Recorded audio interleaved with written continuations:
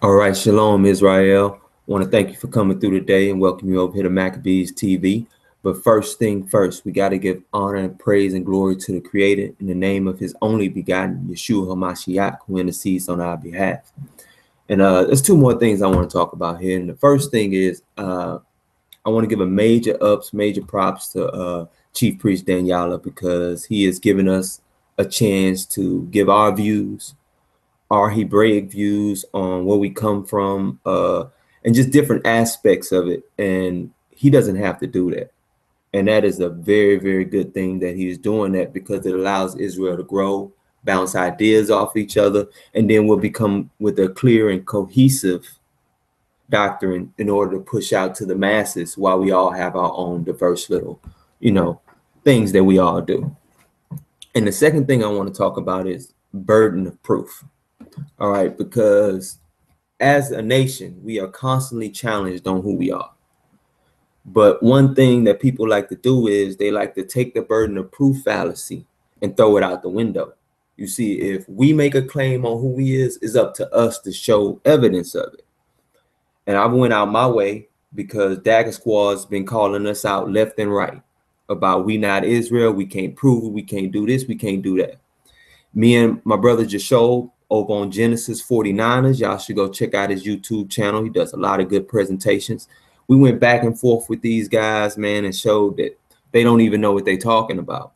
We got the footage. We ain't put it out yet. We might put it out a little bit later. But I'm going to go ahead and get this presentation out the way. So let me go ahead and share my screen so we can get started.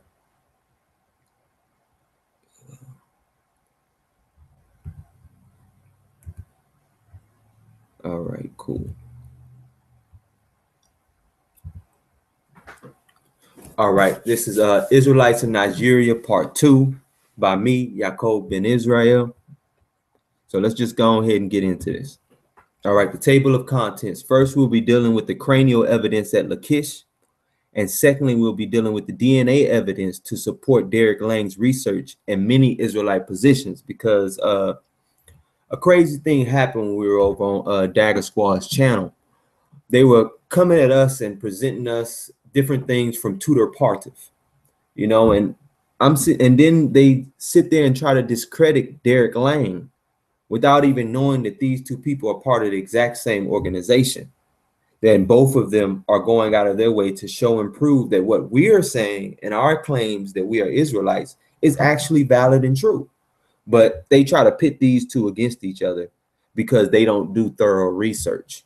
They don't go and research what groups people are part of, who agrees with who, who's fighting who. They just try to find some microwave scholarship and throw it out to us like we have to accept it. But we're not going to do that. We're going to show and prove ourselves. All right. And the first article we're going to go to is an analysis of crania from Tel Duer using multiple discriminant functions. And this is the abstract. And it's by Soy Kita, someone who Garfield says that he's read every article this man has ever published. So I wonder if he's read this, or if he's just being a master of omission by not telling us about it, or if he just was lying to me about reading everything the man ever published. But here's the abstract.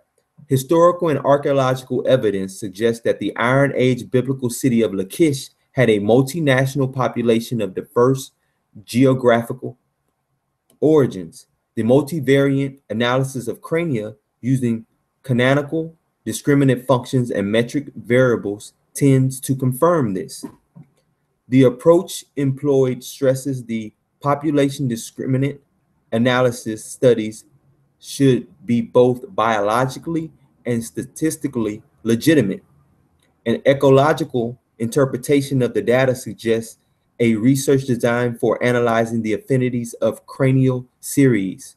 Similarities probably should be assessed in an analytical space containing the widest possible range of variation. Okay, and this is an image of Soy Kita. Shamarka Omar Yahya Kita completed his medical training at Howard University and received an MD degree.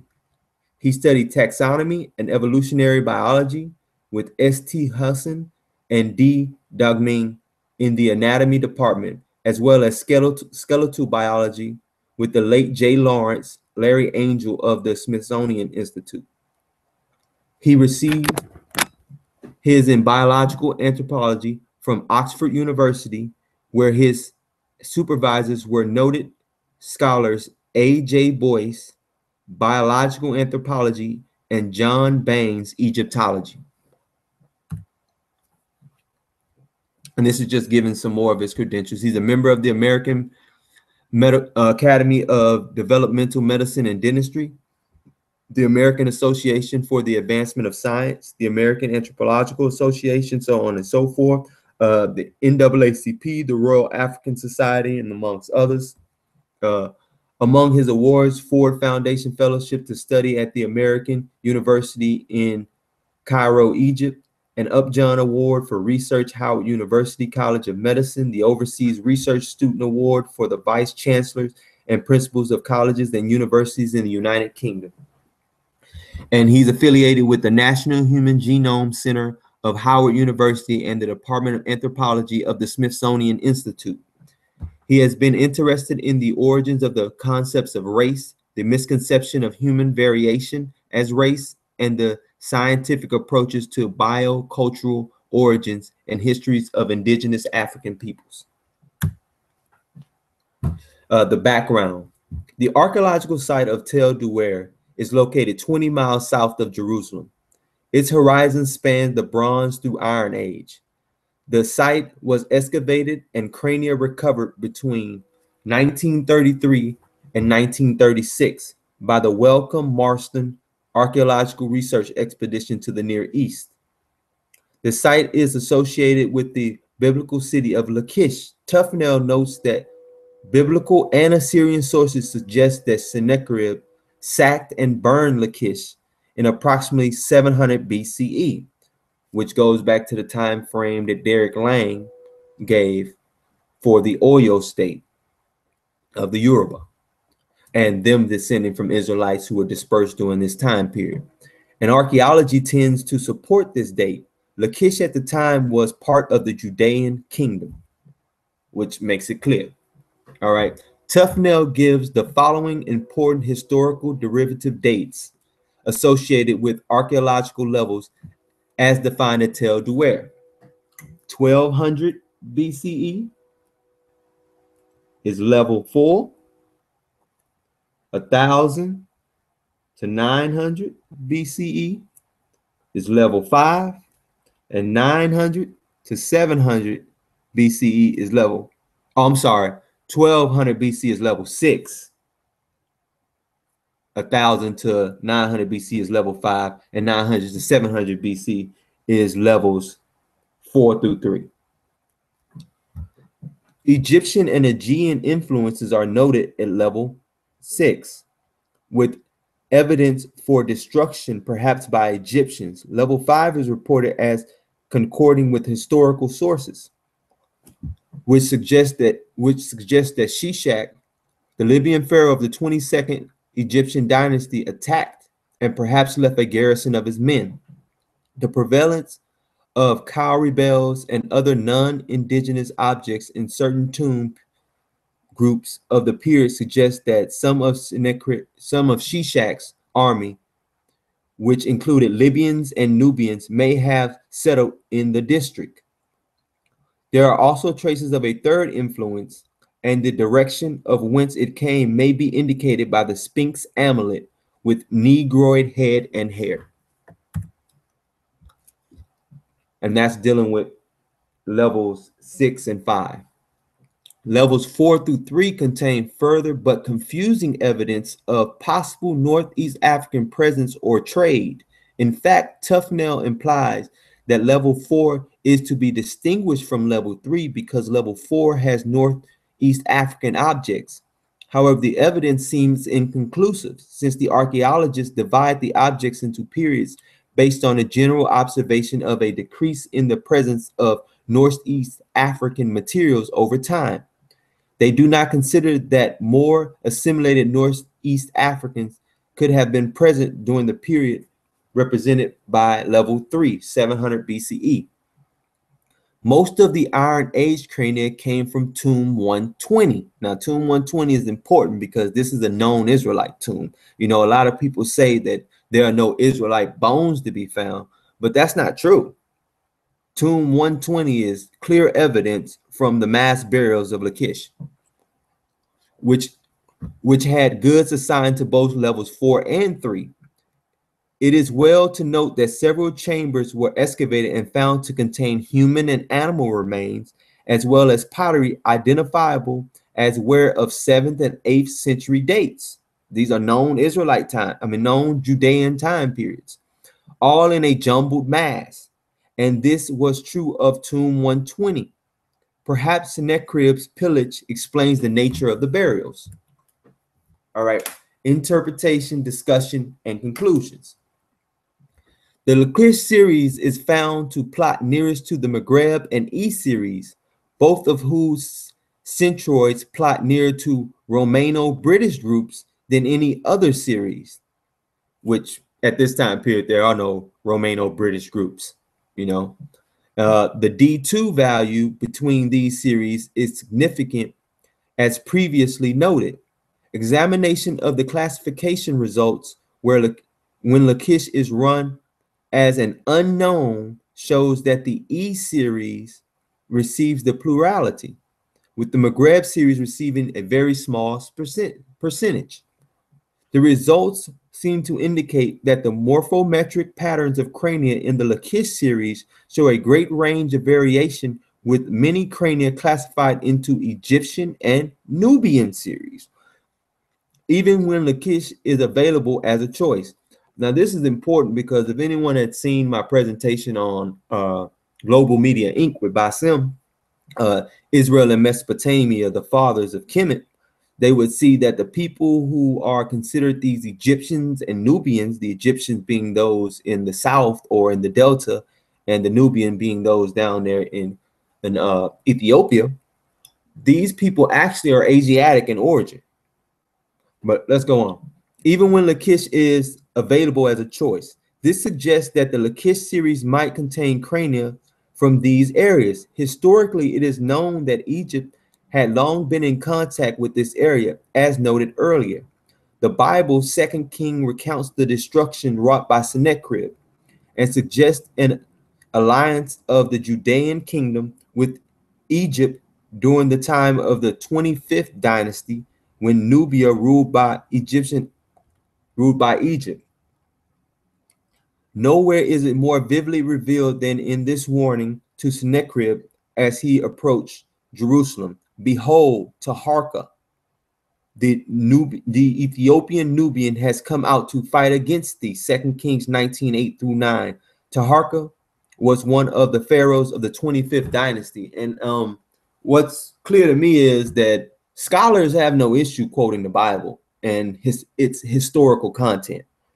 But it seems that we have people in this so-called conscious community who feel like the Bible can't be referenced in any way. Then why are PhD scholars referencing it? Anyway, going on. The notable classification of Lachish crania into Northern Egyptian but not Maghreb series suggests that it is not helpful to stereotypically generalize about the morphometric peoples in North Africa. This Maghreb series is actually quite morphometrically heterogeneous, which means it's different, different populations there. The classification of a number of crania into Romano-British series is noteworthy and suggests evidence for Romano-British presence. This is, of course, impossible since there was no Romano-British during the time of the Judean kingdom, nor were there any first dynasty Egyptians, etc. So it's saying that these cranials that were found not only match the first dynasty Kemet skulls in the Delta, where the Asiatics were, but it also relates to the Romano-British population during the time of the Roman Empire. And the reason it relates to them is because, again, there were Israelites that went to this land, and there's DNA evidence to support that. And they did have sub-Saharan African elements, but we'll get to that later. It can be said only at the best that these crania morphometrically resemble the various other groups, other series at the group or individual level. Theoretically, only groups which in reality an unknown series could be affinities or identities with can or should be used. This is clearly not the case here for most series. If the Lachish series crania are accepted as truly being of the date assigned to the site by archaeology, this reality axiom is especially true when the individuals of the Lachish or any other series are evaluated as unknowns. Now, this is important because we're going to get to these unknowns later. The results are in terms of specific identities, and it's important that we know that the results are in terms of specific identities because we're going to find out these specific identities are Israelites. It is clear, as implied earlier, that the idea of similarity must be informed by a larger theoretical framework. Okay, skipping over all the names. All these scholars find a position and significant correlation between nasal index and humidity and or vapor pressure, and a negative correlation between nasal height and temperature. Crognier and Hirnox and Froment both find a negative correlation between bizygomatic breadth and temperature. Crognier demonstrates a negative correlation between facial height and mean annual temperature in the Mediterranean area and Europe. This is also true of more tropical Africa. Again, modulated by humidity, such as very hot, dry areas are associated with relatively narrower faces and noses, which is the past gave rise to the problematic theories of ancient European or Europeoid mass invasion, for which evidence is non-existence. Here Knox has parsimoniously explained this phenotype as a result of local micro-adaptation. And parsimoniously means they regretfully admit that these things are also analogous to tropical Africans, which they consider us a part of. A study of Howell's results in Guglielmino Matesi demonstrates significant climatic, mainly temperature, correlations with the variation strongly associated with the first discriminant function. These variables overlap with the important ones observed here. Inspection of Howe's plot of discriminant function 1 versus 2 reveals a seriation of groups that corresponds to that obtained here. Geographical groups from cold to tropical areas with the second function, as in the study separating the groups within the broad region. The E series locates in an intermediate position to tropical African and European series. Now, this is important because I'm not going to get into it in this presentation, but the reason it's located in the area between the two is because the tropical Africans today mixed a lot with the pygmies and the San folks. So a lot of the teeth that we have in our mouth and a lot of the forms of our cranials are more intermediate position because they took a lot of traits from the pygmies and the San folks, and then it mixed in with our DNA. But one cluster techniques places it with Africans, another with Europeans. And it's because you have two different techniques they use. And when you have two different techniques, a scientist uses the one that most likely goes with their hypothesis or their theory. And the theory was that all these people in the Near East were European. But we know that's not true. Anyone who does any type of archaeological research, any anthropological research, will clearly see this is not true. And the DNA research, again, will be shown later that shows this. Examination of the principal coordinates plots of Musgrave and Evans reveals a seriation on coordinate 1 that describes a north-south temperature climb within the Mediterranean region. Now, this is important. I'm pointing this out because the Mediterranean population, which a lot of us tell you that includes us, is not only inclusive of the J markers and the K markers, but is also inclusive of our DNA. And like I said, we'll get to that later. The other issue concerns the covariance of metric traits with aspects of morphology not readily described by metrics, i.e. the issue of morphological versus metric approaches and the race concepts in skeletal biology. These are the two approaches I was talking about that they utilize. A concrete example is the following situation. How would one finally classify a skull if on the basis of the metric discriminant function, it classifies in one category, but on easily observed morphological traits, it seemed to fall into another? Which one does one weigh more? And that's just going into like how the scholars themselves can, be very subjective in choosing which one they're going to go with. And a lot of times in ancient times, done by the, not ancient times, but in past times, done by these more racist scholars, they would go with the ones that lean more towards a European traits than it does with the African traits. Okay, now we're going to go on to Wormian bones, because this is very, very important that we get to Wormian bones, because when they're brought up in the next article I give up talking about Lachish, we need to have a good understanding of where do Wormian bones point to, how they come about, and what population they're pointing to. Wormian bones are also called intrasutural bones. These are irregular, isolated bones that appear in addition to the usual centers of ossification of the cranium, and although unusual, are not rare. They occur most frequently in the course of the lambdoid suture, which is right here on the top of the skull, which is more tortuous than other sutures. They are also occasionally seen within the sagittal and coronal sutures. A large Wormian bone at labda is often called an Inca bone due to the relatively high frequency of occurrence in Peruvian mummies. Now, keep in mind that Peruvian mummies have these Inca bones. All right. Unusual presence of Wormian sutural bones in the human skulls by A. Khan, M.A. Asiri, and A. Hassan, Department of Anatomy, School of Medical Sciences, University of Sains, Malaysia.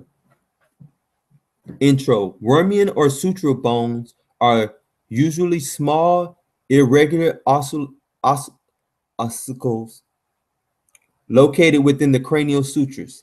They are formed as a result of alterations in the normal formation of the flat bones on the skull and are usually regarded as normal variants. They are not named because they vary in number and shape from skull to skull. They are studied and reported as ethnic variables. Now note that it's ethnic variables, being an interest to human anatomy, physical anthropology, radiology, and forensic medicine. Pathological and mechanical and genetic factors have been proposed as a primary causal mechanism in the occurrence of Wormian bones. So let's keep in mind the genetic factors, because that's going to be brought up in almost any study you see on Wormian bones, talking about how they may originate. According to some, Wormian bones may be the result of additional ossification centers in the fibrous tissue occurring during late fetal ages and postnatally, and which remain separated from the primary centers of ossification of cranial bones. High frequencies of Wormian bones in some populations and their absence in others geographically nearby or subject to similar environmental stresses suggests a genetic mechanism, because as we're going to see in other presentations, is the only thing that's left on the table. Okay, the discussion. Wormian bones are a common occurrence in the human skull. They occur most frequently in the lambdoid suture. Bergman reported that nearly 40% of skulls have sutural bones in the lambdoid suture. The next most common site of Wormian bones is the Praetorian ossel, which has a high incidence among Indians, East Indians, that is. A study of Saxenia shows that 11.79% of Indian skulls and 5.06% of Nigerian skulls have epiphyteric bone. There can be another bone called a pre-interparietal bone or Inca bone at the lambda. It is still unclear why sutural bones are common in certain races. According, some authors have occurrence of Wormian bones is controlled by genetic factors. Some other studies suggest that the presence of Wormian bones is associated with cranial or central nervous system abnormalities.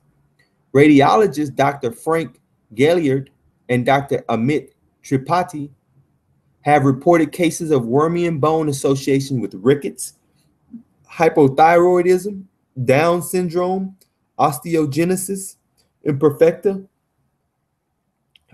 pycnodysostis, and cleidocranial dysplasia.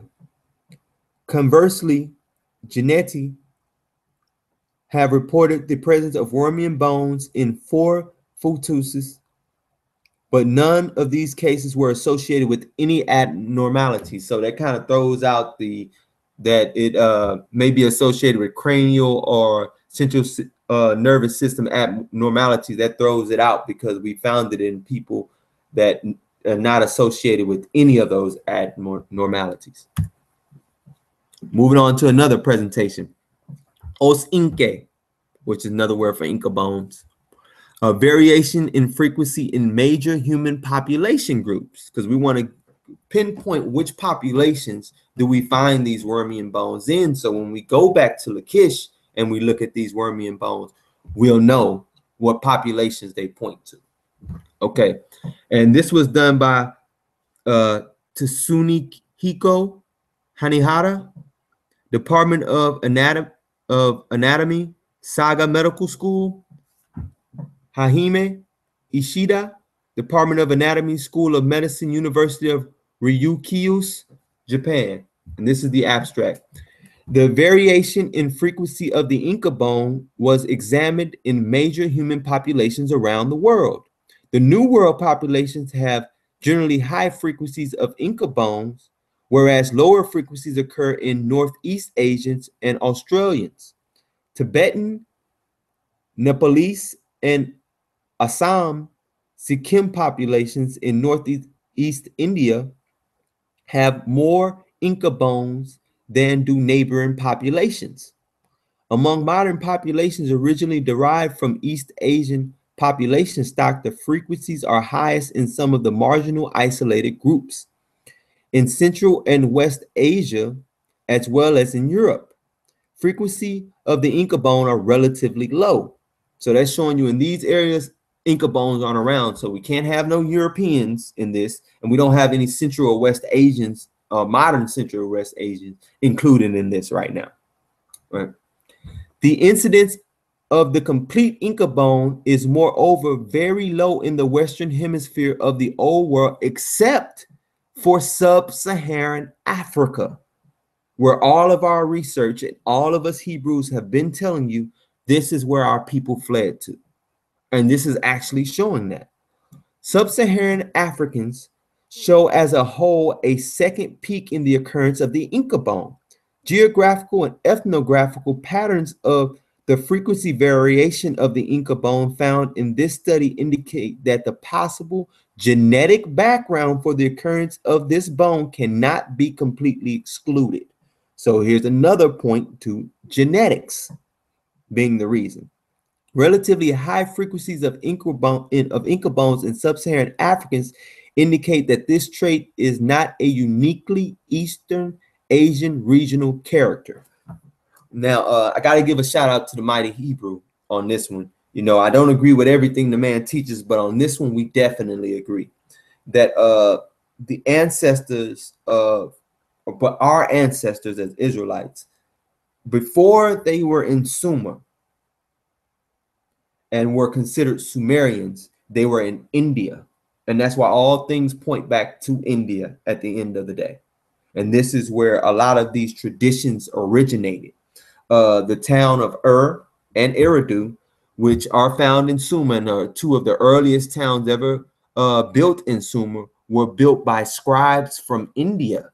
And we know that Ur is the land where Abraham came from. And we know that we have these guys who come with these minimalist arguments like Garfield that's trying to say that he's from Turkey or some reason, when everything in the Bible points to him being from Iraq. And even the scholar that he's using, that he wouldn't tell us about, who purports this, even he says that the biblical evidence all points to Iraq. But let's keep this moving. Next article. Bioarchaeological analysis of the cultural transition in the Southern Levant using dental non-metric traits. Now, this right here article is specifically about dental non-metric traits, but it has some very, very important information within it that deals with Wormian bones and the cranials that's found at Lachish. And this was done by Jamie M. Uhlinger, Department of Anthropology, Ohio State University, Susan Guys Sheridan, Department of Anthropology, University of Notre Dame, Diane E. Hawkey, and Christy G. Turner II, Department of Anthropology, Arizona State University. And it was published in the American Journal of Physical Anthropology, issue 128, pages 466 through 476 in 2005. All right. Ethnicity.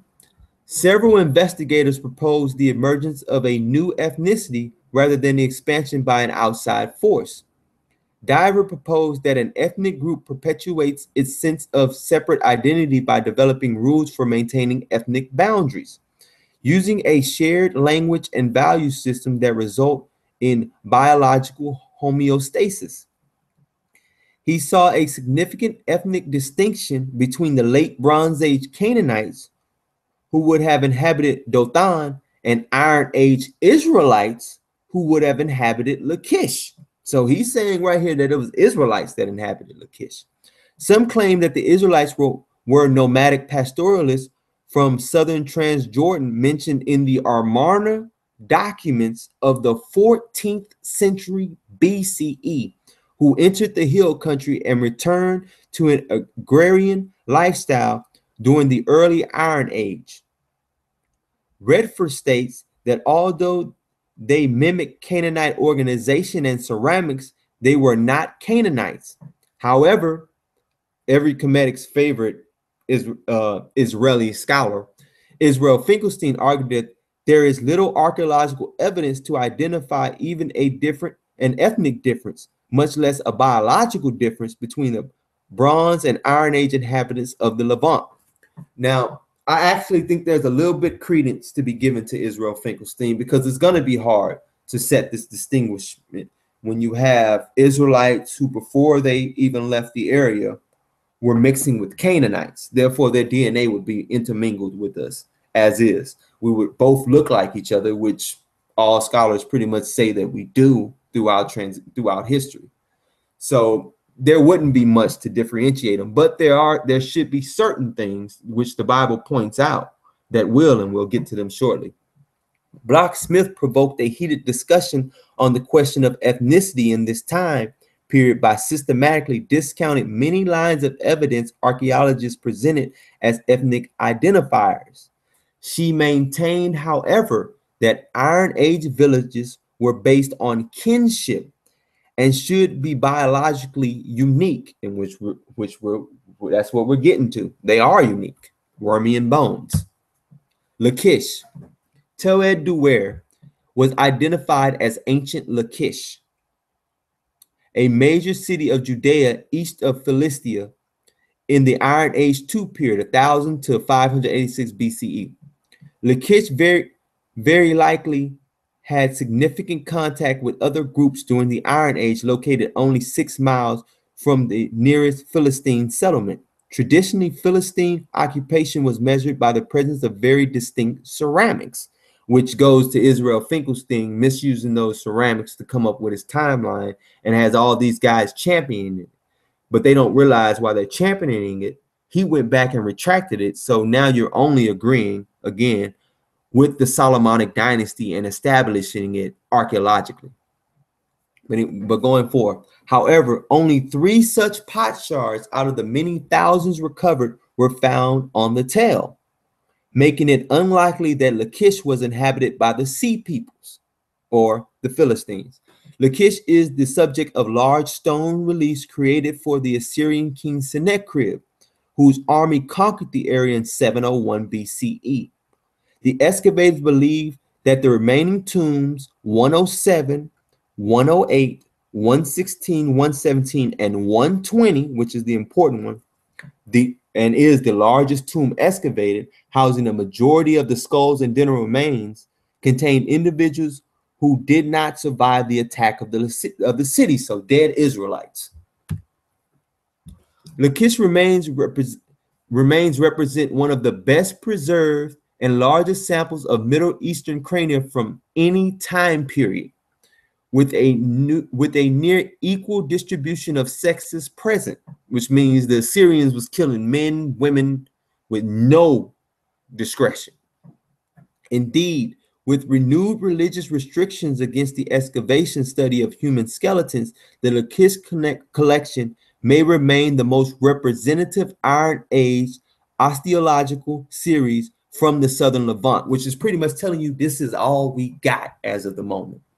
So it's one site, which has been as a known Israelite site, deal with the Judeans being sacked by Sennacherib at Lachish. Let's keep that in mind. In attempts to avoid difficulties inherent in craniometric analysis, non-metric traits are often used for affinity assessment. For example, Finkel concluded that the frequency of accessory Wormian bones of the lamboidal suture in the Lachish skulls was rather high, and that's 63.4%. He stated that stabilizing, selection, inbreeding, and drift led to the frequencies of Wormian bone formation. Now wait for a minute. Selective inbreeding, stabilized selection, inbreeding, and drift are things that will be found in the Israelite population, but by the way we know it was structured from the Bible. They weren't allowed to marry too much an outside people. You would have houses that would marry amongst one another, like the house of Judah. The three great houses would constantly marry amongst one another, which would create a type of inbreeding. It's not incest, but it's a insulated breeding. And the drift comes from well, y'all know how genetic drift is. And also we have the fact that they would, as they conquered other peoples, they would take their women and have children with them to help grow their population. Comparison of Brothwell showed that the trait frequency for Lachish was similar to that of other groups. Now let's see what other groups this is. Smith and Zayas observed 7 of 10 Hellenistic Southern Levantine individuals with Wormian bones. So that lets you know during the Hellenistic period, when our people were in Israel fighting against the Greeks and the Romans, that those people, 7 out of 10 of them had Wormian bones, these Israelites, all right? And Shanklin and Gonctus found that trait in approximately 1/2 of 31 Phoenician skulls, which was 15, which means that half of the Phoenician population were Israelites, which we've been telling people that the Phoenician population was an amalgamation of the northern kingdom Israelites with the Canaanites. All right, let's have a review over what we've seen so far. Soekita exposes apparent dismissal in the classification of the unknown cranial at Lachish, because he was saying that these specific identities were unknown, but they have Wormian bones. And which anyone who does further research knows that in ancient times, what they would do, because these Wormian bones do look like fractures or so, that's how they would classify them, and then use one of the methods to also classify them as European. And if they couldn't get around that, like in Lachish, they would mark them as unknowns. The second one, we have learned not only were there Negroid features among the Lachish remains, which were originally omitted as cranial deformities, but were just Wormian bones or Inca bones. They also tried to attribute the remains of Nubians and Libyans, but there was no hard evidence to support such an hypothesis. We learned that Inca bones are highly frequent in 3 global populations: Southeast Asia, the Indians there, mummies of the Inca civilization of South America, and sub-Saharan Africa. Another thing we learned was there's a genetic link may be the cause of such Wormian bones due to the fact that other populations in the same area under the same stresses, environmental stresses, don't have them. Lastly, we learned that 65%, well, 63.4% of the skulls had Wormian bones at the Lachish site. 7 out of 10 of Hellenistic Israelite skulls have Wormian bones, and 15 out of 13 Phoenician skulls have Wormian bones. So everything that we've gotten so far about Israelites point down to sub-Saharan Africa. But because I don't want to just give you the craniometry, I'm also fit to go in and give you the DNA. Now, maybe some Israelites that don't like this, what I'm going to bring out with the DNA, but just bear with me, tough through it with me, and y'all going to see what I'm saying. And it's going to show how what they love so much, this science they love so much, actually proves our point to the T. But let's keep it going. All right. DNA says that Jews are a race, and this was published in Haaretz magazine. All right. Jews exhibit, he writes, a distinctive genetic signature. Keep that in mind, a distinctive genetic signature. Considered that the Nazis tried to exterminate Jews based on their supposed racial distinctiveness. Such a conclusion might be a cause for concern, but Austere sees it as central to Jewish identity. For most of the 3,000-year history of the Jewish people, the notion of what came to be known as Jewish exceptionalism was hardly controversial. Because of our imagery of intermarriage and cultural isolation imposed and self-selected, Jews were considered by Gentiles and usually referred to themselves as a race. Scholars from Josephus to these Israeli proudly proclaim their membership in the tribe. Now, this picture right here is actually from the Nazis by Time magazine when they did a documentary on the Jews and considered him a bastard because he was practicing African cultures or African traditions, as they would have called it during that time period, and that they were also a mixed race of people. They were mutts, and we know that Hitler did not believe in the mixing of the races. He may have had one of the most culturally diverse and ethnically diverse armies in history during the time of World War II, but he did not believe in the mixing of the races whatsoever. He believed that races should be separated.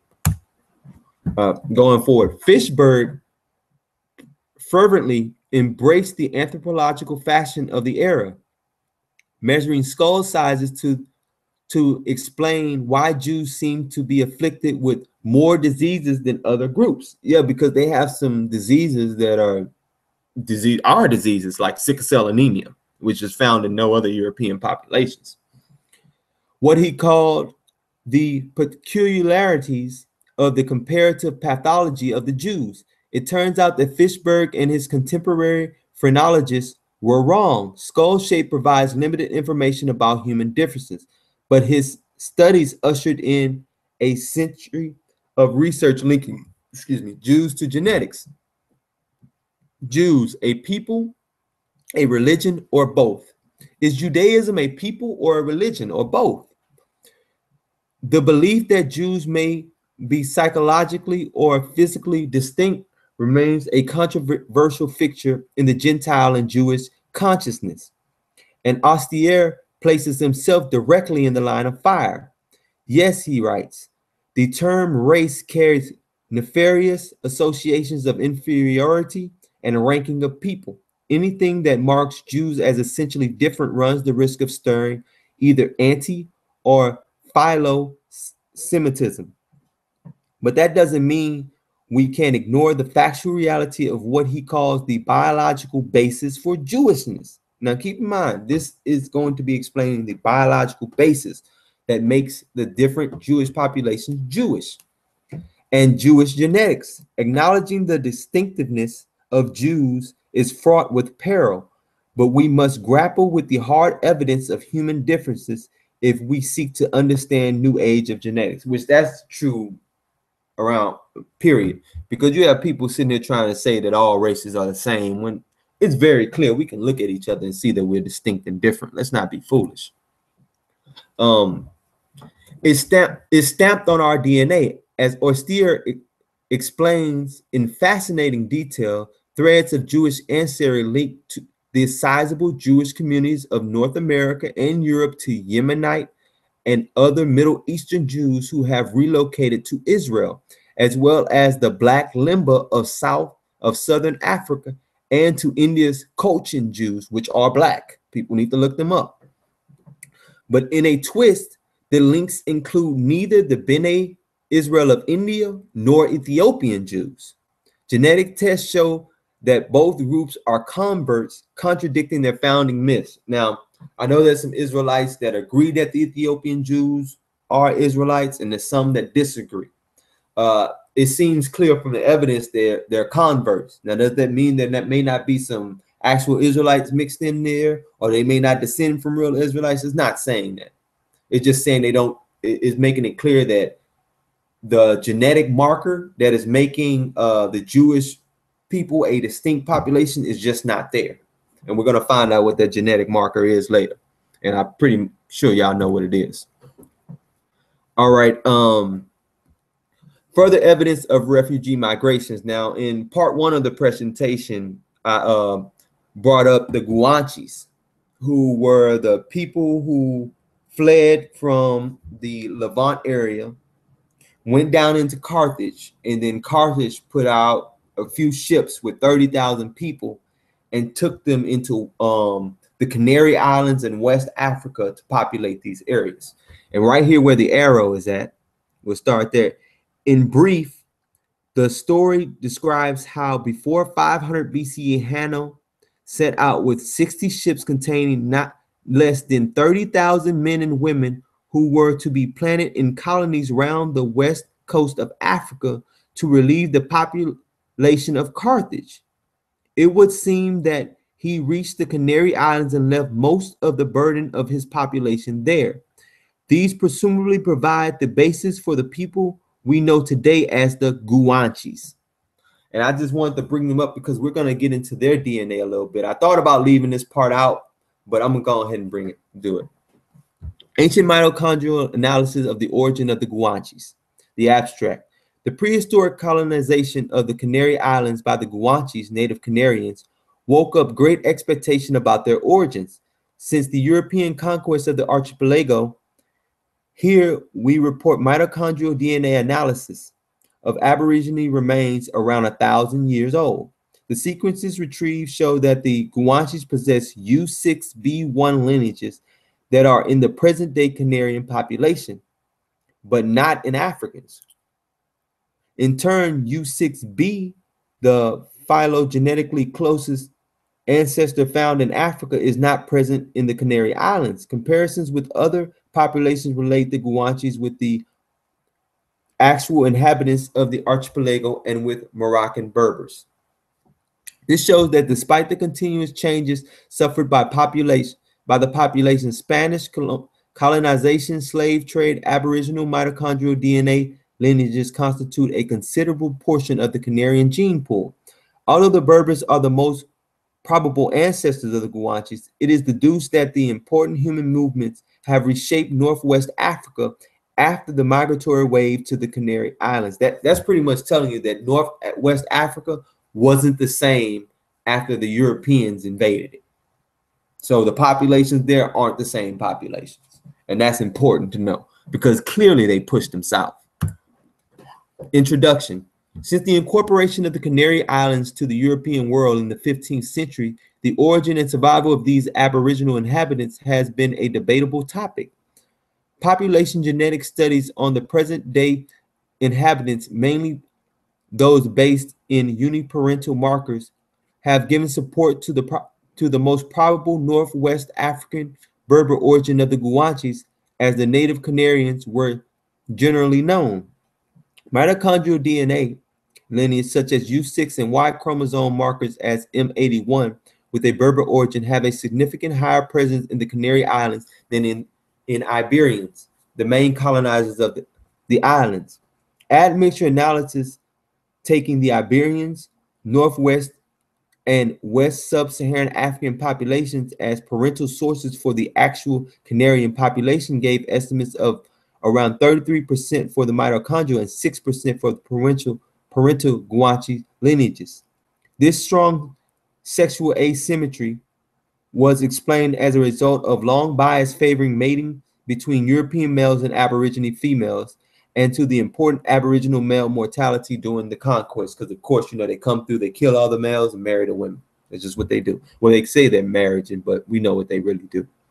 However, these results, although congruent with history, are susceptible to criticism because we have to criticize things. That's what science does. First of all, as the Berber markers are also present in the Iberian Peninsula, drift effects after the Spanish colonization could justify the higher frequencies in the Canary Islands without invoking Aboriginal heritage. Furthermore, after the conquest, the need of labor led to the introduction of slaves from the northwest African coast. With time, these slaves were freed and integrated into the population. This could justify the presence in the current Carninian gene pool of the higher amount of Berber markers than the Iberian Peninsula. And they're pretty much just questioning the Berber origin of it, of course, like he said. However, the geographic distribution of U6 subclades in Africa and the Canary Islands weakens this statement. In Northwest Africa, the predominant subgroup is U6A, which is scarce in the archipelago. On the other hand, subgroup U6B is very rare in North Africa, but the sublineage U6B1 is most prevalent of the U6 subhaplogroups in the Canarian population and has not been detected in North Africa. Certainly, the straight way to confirm the Aboriginal contribution to the current mitochondrial gene pool of the archipelago would be to check for the presence of the Canarian U6B1 subclade directly on the Aboriginal remains of the island. Fortunately, the advances in molecular biology have made the retrieval of ancient DNA from archaeological specimens a tenable goal, especially if the remains are probably less than 1,000 years old. So when people are trying to go beyond 1,000 years and make it seem like everything is right, exact, it's not. It's a hypothesis, it's a guess, and the way they do this is very, very hard to actually extract the DNA, the polymorphisms, and use in order to reconstruct it. So don't let people tell you that they got 10,000-year-old DNA that they can reconstruct. It's just not happening. The discussion. The high diversity found in the Guanche is comparable to the present-day Canarian and to continental Northwest Africa population is against the idea that the Aboriginal settlement implies strong founder effects from Northwest Africa. It is congruent with the great ethnic diversity of the Guanches and or the existence of several differentiated migratory waves to the Canary Islands before European conquest, which means different people were just migrating to the island. I mean, after the island was populated, of course, they would have traded with different people, so on and so forth. It's just natural human interactions. They would have definitely traded back with Carthage. The detection in the Guanches of the most abundant haplotype of U61B branch, also found in present-day Ireland, points to a significant continuity of the Aboriginal maternal gene pool. However, in contrast to the overall diversity detected, the North African U6 representatives in the Guanches are only of two types. Today's U6B1 lineages have only been sporadically found in two Moroccans, a Wolof, a Fulbe, and in the Iberian Peninsula. This wide distribution could be compatible with the idea of U6B lineages were present in the past. In all of this Western area, but posterior demographic movements reshaped its genetic landscape. The fact that 4 out of the 6 private Aboriginal haplogroups belong to the African L cluster reinforces this idea, which anyone knows that the L cluster, that's us. But moving on to the next. Population genetics reveals shared ancestry. DNA links modern European Middle Easterns to sub-Saharan Africans, which again is how they classify us. And the publisher of this was Science Daily, May 24, 2011. The sources from Harvard Medical School. I actually have this report, but I'm not going to go into it in detail in this presentation. Materials provided by Harvard Medical School, so on and so forth. More than just a tool for predicting health, modern genetics is upending long-held assumptions about who we are. See, it's upending them, which means all this genetics that they've been talking about in all these past time periods that all you guys like to reference, all that's getting overturned with the new developments in science. A recent study cast new light on the intermingling and migration of European, Middle Eastern, and African and populations since ancient times. For most analysis, we use HapMap 3, Utah European American CEU, which they're used to represent Northern Europeans because, you know, the Mormons in Utah did not believe in intermingling with other peoples. So they kept their genetics isolated, so they're using them to represent Northern Europeans, of course, and HapMap 3 Yoruba Nigerians to represent Sub-Saharan Africans, although we have verified the robustness of our inferences using alternative populations, which means they've used a vast array of Sub-Saharan African populations. And then HapMap 3 Yoruba is Nigeria, Ibadan, Nigeria, and that is home of the Oyo state of the Yoruba, which is again Ibadan, Nigeria, or the Oyo state is the capital of it, and it's the same people that Derek Lang said were descended from Israelites in his peer-reviewed article that I spoke on in the last presentation. In a paper titled, and this is the paper, or this is actually the paper, The History of African Gene Flow into the Southern Europeans, Levantines, and Jews, published in PLOS ONE Genetics, Harvard Medical School Associate Professor of Genetics David Reich and his colleagues investigate the proportion of Sub-Saharan African ancestry present in various populations of West Eurasia, defined as the geographic area spanning modern Europe and the Middle East. While previous studies have established that such shared ancestry exists, see, previous studies already said that we were there in those areas. They have not indicated to what degree and how far back the mixing of populations can be traced. Analyzing publicly available genetic data from 40 populations comprising North Africans, Middle Easterners, and Central Asians were doctoral student Priya Morjani and Alkees Price, an associate professor in the program in molecular and genetic epidemiology within the Department of Epidemiology at the Harvard School of Public Health.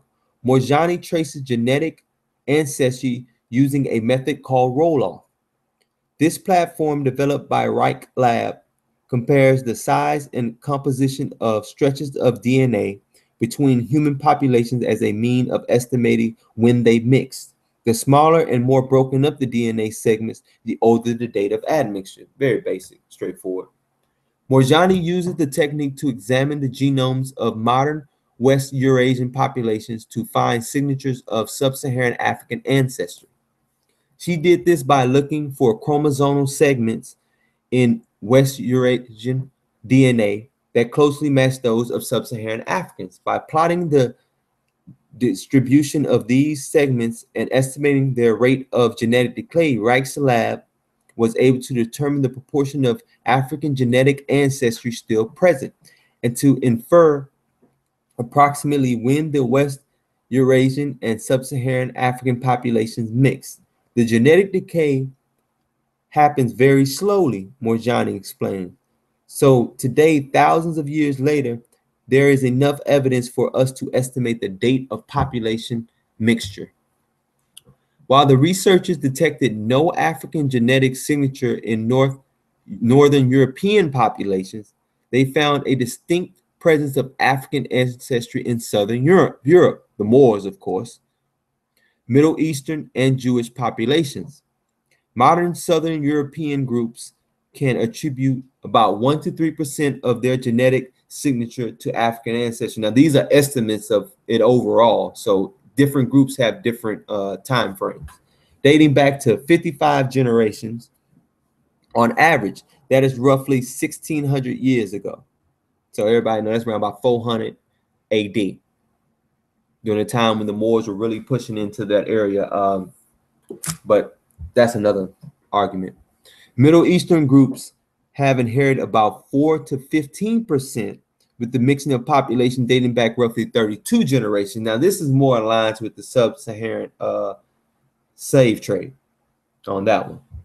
A diverse array of, which this is the important one, a diverse array of Jewish populations can date their sub-Saharan African ancestry back roughly 72 generations, on average accounting to 3 to 5% of their genetic makeup today. According to Reich, these findings address a long-standing debate over African multicultural influences in Europe, because what you have is during like the Tudor dynasties, the Stuart dynasties in England and in different places in Europe, you have these strong African influence that everyone's trying to figure out where it came from. It came from Africans. The dates of population mixtures are consistent with documented historical events, which again goes with the Moors and the Arab conquest. For example, the mixing of African and Southern European population coincides with events during the Roman Empire and Arab migrations that followed. And we know that during the Roman Empire, they dispersed Israelites all over the empire. And this would account for a lot of this mixture. And plus, even in earlier times, Israelites set up trade colonies in all of these places that eventually grew into cities. The older mixture dates among African and Jewish populations are consistent with events in biblical time, such as the Jewish diaspora that occurred in 8th and 6th century BCE. Reich was surprised, which this right here means that our DNA, in which we would argue that our presence, and also the cranials argue, we were the Israelites. And with this evidence being put forth now, it's really no arguing this. This is like the most concrete argument you can put forth to prove that we are Israelites. And this goes back to, again, the Assyrian dispersion, which in 701 BCE, and the Babylonian dispersal, that before these time periods, we were there mixing amongst these people we're calling Jewish. Anyway, Reich was surprised to see any level of shared ancestry between Ashkenazi and non-Ashkenazi groups. I've never been convinced that they were actually related to each other. Reich says, but he now concludes that his last finding have significant cultural and genetic implication. Population boundaries that many people think were impermeable are in fact not that way. And what he's pretty much saying is the only thing that links these separate Jewish populations to one another is this sub-Saharan African ancestry. Now, I'm not a genius by any means, but if the only common denominator between different groups that claim a heritage is sub-Saharan African ancestry, that would mean that today we would categorize the Israelites as sub-Saharan African. This is simply just retracing the DNA to its origin. And its origin has to be in people that we call sub-Saharan African if the only thing that connects these different populations is this sub-Saharan African DNA found in the Oyo state Yoruba, showing that their ancestors intermixed with these Jewish peoples.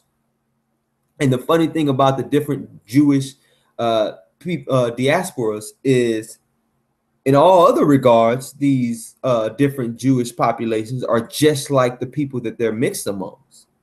So the Ashkenazi Jew, most of their DNA is Northern European DNA, except where it comes down to sub-Saharan African. Same thing with the Druze Jewish groups, and many other different dispersed Jewish groups. This is just a matter of fact at this point. All right. Genes tell the tale of Jews' ties to Africa. It was in a publication before by Gianna Palmer. It's pretty much different interviews. Subject matter is the same article. Now, a new scientific paper offers a genetic timeline that could support these biblical tales. The paper builds on 2 studies published last summer that were the first to use genome-wide analysis to trace the history of the Jewish people through DNA. It demonstrates that there was a biological basis for Jewishness, which we've seen beforehand was the trait of the Oyo State Yoruba, or the Oyo Ife Yoruba, which Derek Lang said descend from Israelites, and gave it was a peer-reviewed article, which Rabborn Allah tried to lie and say it wasn't, which they said he did it with empirical data. But anyway, by Dr. Harry Oyster, director of the Human Genetics Program at the New York University School of Medicine, who led one of the studies. Among many findings, Oyster's papers indicate that Jews have African ancestry, an observation that David Reich, associate professor of genetics at Harvard Medical School, and his colleagues decided to explore further. Reich's team analyzed more than 500,000 DNA markers across the entire genome of the peoples from 7 diverse Jewish populations, including Ashkenazim from Northern Europe, Sephardim from Italy, Turkey, and Greece, Mizraim from Syria, Iraq, and Iran. They then compared the genetic data with DNA from 15 sub-Saharan African populations. So the finding, Morjani said, may point to a shared ancestry among various Jewish populations. It's definitely suggests that most Jewish populations have a common ancestral population, she said, which is again sub-Saharan Africans. Like this, it's crazy that you have people like the Dagger Squad that won't even look at the scholarship we put forward because they know they can't refute it. It's crazy. They just want to argue. They're trying to make a name off going against Hebrew Israelites. Look, Garfield, you ain't polite. All right? Just give it up. You ain't finna make a name off us. We not finna run down that same rabbit hole. We've learned from that. We gonna hold y'all to a standard. So here's the deal. Before you come over here talking about Israelites, they don't know what they talking about, all that. How about this? You say you descend from the Akan. Why don't you go study Naomi? Find out his different cultural values that he has for his people, so on and so forth. Then come back to us and let's compare and contrast. Let's see, maybe we may find an area where we can agree on some things. But don't sit here and come down on my heritage when you don't even know your own. That's just shameful. Yet, even though the biblical accounts offer possible explanation for the Reich's lab's finding, Schiffman stresses that he and other social scientists can only offer historical interpretations of the genetic data. The facts are the ones that scientists are developing. The theories are what historians have, he said. We now have to take what they have, what they are giving us, and we have to add it to our picture of history. As Reich sees it, genetic and history are not actually so disparate.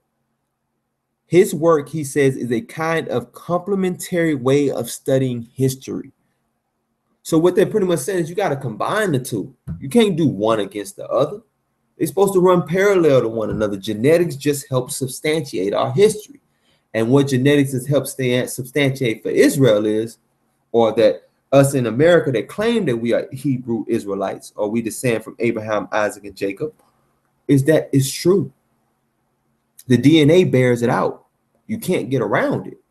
The same DNA that's found in these sub-Saharan Africans is found in 78% of us African, quote unquote, African Americans. And it's the same DNA that's found in these dispersed Jewish populations. The common denominator between them all is us. Game, set, match, man. It's over. There's nothing else to really even talk about on this subject, real talk.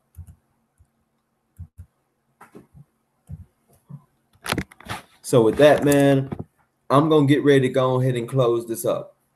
Now, if Dagger Squad don't want to be cowards and keep running every time one of us step up and take their challenge, they keep saying, oh, we challenging all these Hebrew Israelites, they scared. I done been on your show 3, 4, 5 times, manhandling y'all. Y'all couldn't even get around what I was saying. Y'all just start acquiescing and agreeing and trying to find little petty things to argue about.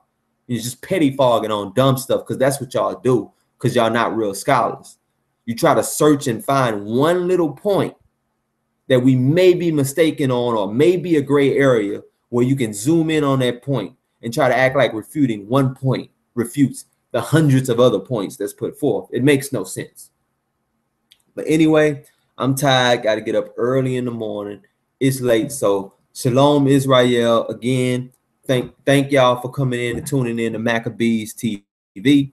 And shout out to all the Israelites out there putting in their work. Ron Divine Prospect, big shout out to you, bro. Vocab Malone, he was ready to cry after that presentation. We seen what he was doing on Facebook after all that crying and stuff. Captain Tazariak and Chatazak. I tuned into y'all channel, Israelite Vibes, man. Oh man, that presentation y'all gave on Paul, powerful, bro. Powerful, bro. Keep putting in that work, man, because the next place we taking our sights is over here to these Christians, man, because they the ones that's really deceiving our people. Let's just be real about it. Kemet, yeah, y'all got a nice little community, but y'all ain't big like us. I mean, 5 years ago, they were saying we're 100,000 strong, and I know we still growing. So when y'all ready to deal with real scholarship, real history, real archaeology, and y'all really want to know the truth, come over here to Maccabees TV. Deal with us, because we on some real scholarship. None of that biased stuff. So peace. Shalom, Israel. Have a great night.